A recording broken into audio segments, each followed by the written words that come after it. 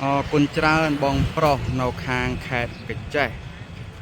ខាងអូក្រៀនសែនជ័យបានមកដឹកដល់កន្លែង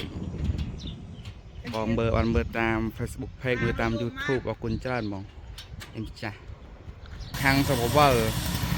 បងប្អូនអាចតាក់ទងបានតាមលេខទូរស័ព្ទចង់ជារមាក់ជារទេះបាញ់ថ្នាំរមាក់កយន្តរមាក់អីអាចតាក់ទងបានតាមលេខទូរស័ព្ទនៅកញ្ចេះនៅខាងកញ្ចេះមកពីនោះមក8ម៉ោងបងប្អូននៃសកម្មភាពរៀបចំបង្ហាញឲ្យគាត់បានមើលបាទអរគុណច្រើនបងខំហេងយកទៅ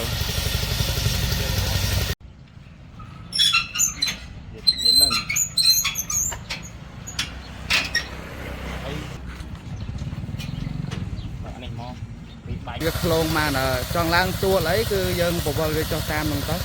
មិនភ័យខ្លាចបាក់ខ្លាចបែកទេនេះមកស្អាតបងប្អូនវាតែរៀងមិនក៏វាមិនរៀងយើងហ្នឹង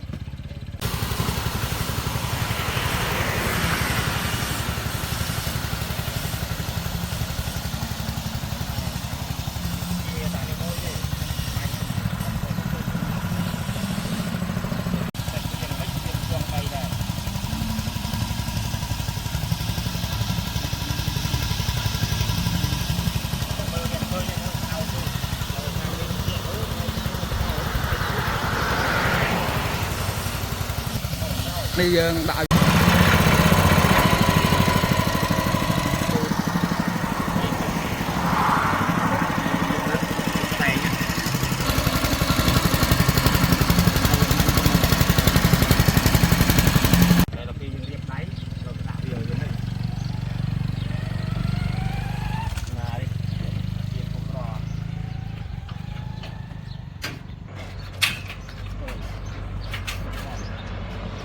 dạ dạ